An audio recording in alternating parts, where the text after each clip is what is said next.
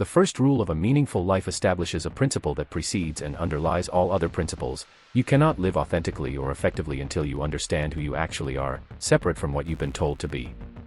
The examined life, as Socrates suggested, is not optional for those seeking genuine success. Self-knowledge is the foundation upon which everything else must be built, and the person who lacks this foundation builds upon sand regardless of how impressive the structure appears.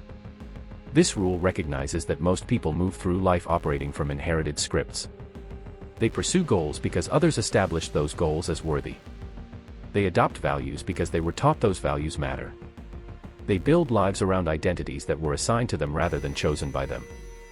They become successful versions of people they were never meant to be. The principle operates through understanding that authenticity requires knowledge of what you're being authentic to. You cannot align your life with your genuine values if you don't know what your genuine values are. You cannot pursue meaningful work if you don't understand what actually engages you. You cannot build real relationships if you don't understand who you actually are. Self-knowledge is prerequisite to everything that follows. The rule also recognizes that self-deception is easier than self-knowledge. It's comfortable to believe the stories you've been told about yourself. It's comfortable to pursue the goals your family established as important.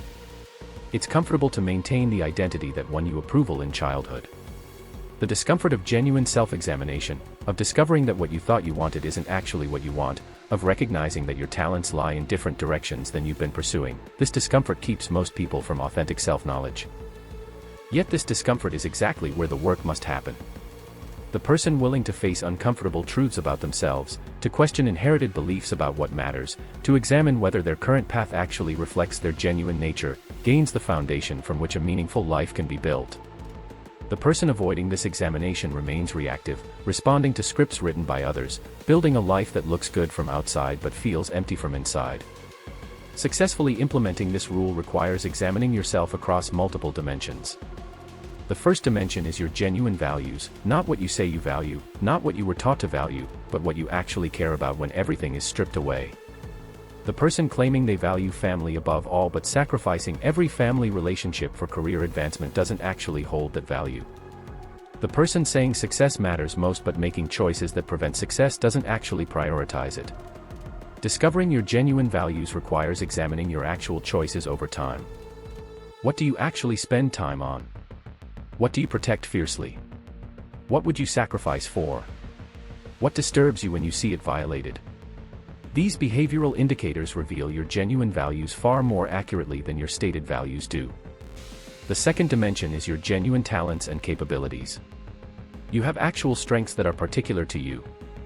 You also have actual limitations that are particular to you.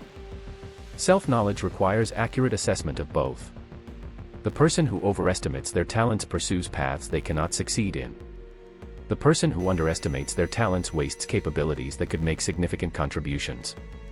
Accurate assessment, neither inflated nor diminished, becomes necessary. This assessment requires honest feedback from others, but even more importantly, it requires observation of where you actually succeed and where you actually fail. Where do things come easily to you that appear difficult to others? Where do you consistently struggle despite effort? Where do you produce work you're genuinely proud of? These patterns reveal your actual capabilities. The third dimension is your genuine interests and what actually engages you. This differs from what you think should engage you. Some people are genuinely interested in ideas and philosophy. Others are genuinely interested in building things. Others are genuinely interested in helping people. Others are genuinely interested in creating beauty. The person pursuing work misaligned with their genuine interests experiences it as an obligation. The person pursuing work aligned with genuine interests experiences it as engagement. Discovering genuine interests requires paying attention to what you naturally gravitate toward when nobody is watching, when you have freedom to choose. What do you read about? What conversations do you naturally enter? What problems do you find yourself thinking about? What would you pursue even if it didn't pay? These patterns reveal your genuine interests. The fourth dimension is your actual personality and how you actually function. Are you introverted or extroverted? Do you prefer structure or spontaneity? Are you comfortable with ambiguity or do you need clarity? Do you think through problems verbally or internally? These basic personality dimensions affect everything: what environments you thrive in, what work you excel at, What relationships satisfy you? The fifth dimension is your core wounds or formative experiences that shape how you see yourself and the world. Many people operate from stories about themselves created in childhood. I'm not smart enough, I'm unlovable, I don't deserve good things, I have to earn love through achievement. These stories often operate below consciousness but profoundly affect every choice. Identifying these stories and examining whether they're actually true becomes necessary for freedom. The sixth dimension is your genuine desires, not what you think you should desire, but what you actually want. Some people genuinely want financial security. Others genuinely want creative expression. Others genuinely want to help people. Others genuinely want adventure.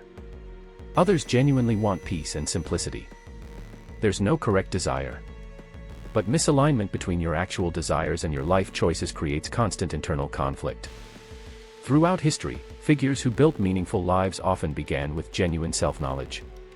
One striking example comes from Leonardo da Vinci. Leonardo understood his genuine passions, art, science, mechanics, understanding how things worked.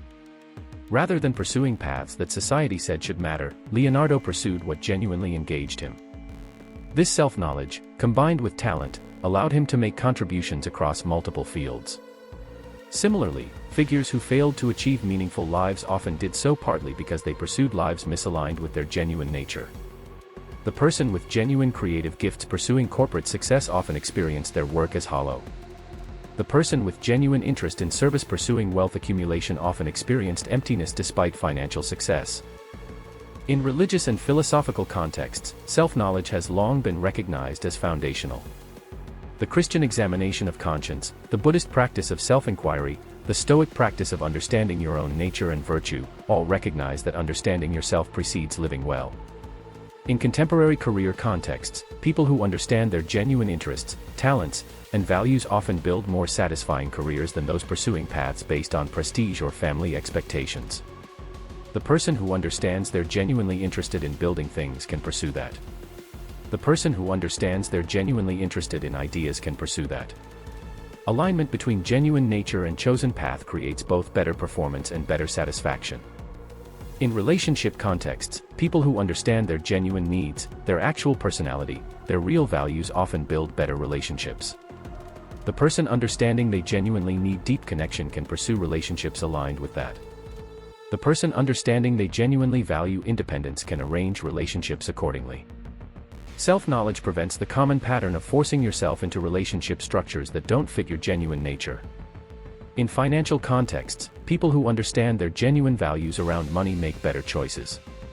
The person who genuinely values security makes different choices than the person who genuinely values freedom. The person who genuinely values impact makes different choices than the person who genuinely values prestige. Misalignment between values and financial choices creates constant internal conflict. In creative and artistic contexts, artists who understand their genuine vision and interests create more authentic work. The artist pursuing what they think will sell often creates derivative work. The artist pursuing what genuinely engages them often creates original work. In personal development, people who understand their genuine weaknesses work on actual weaknesses.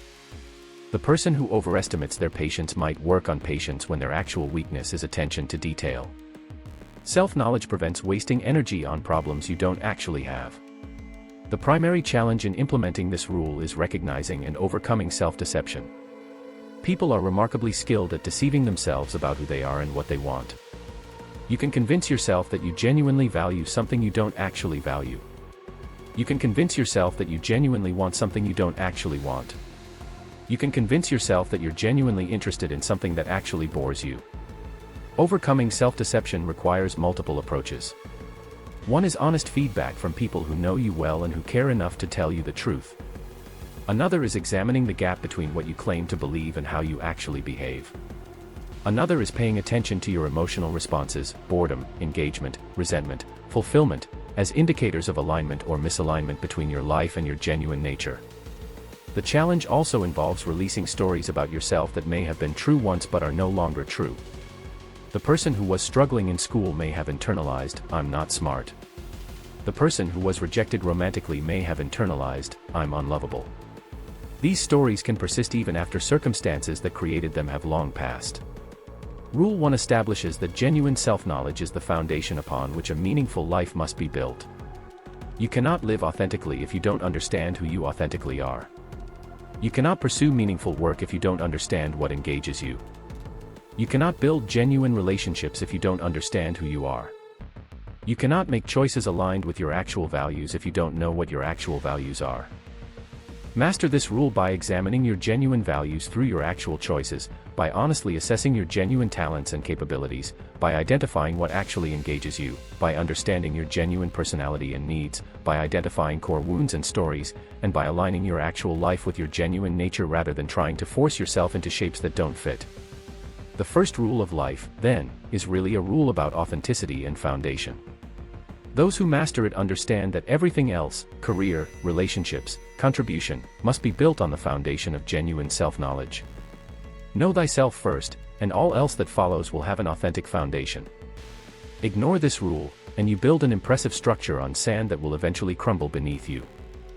The second rule of a meaningful life establishes a principle that contradicts much of contemporary culture. The path to excellence, to capability, to genuine power lies not in discovering advanced secrets or sophisticated strategies but in mastering the fundamental disciplines that most people neglect.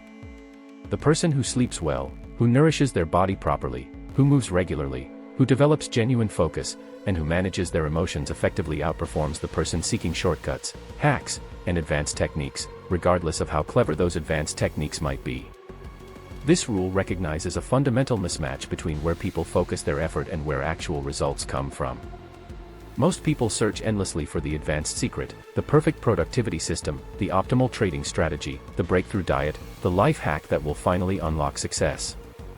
Meanwhile, the person who has mastered sleep, nutrition, movement, focus, and emotional regulation accomplishes far more than the person who has discovered every hack but neglects these fundamentals.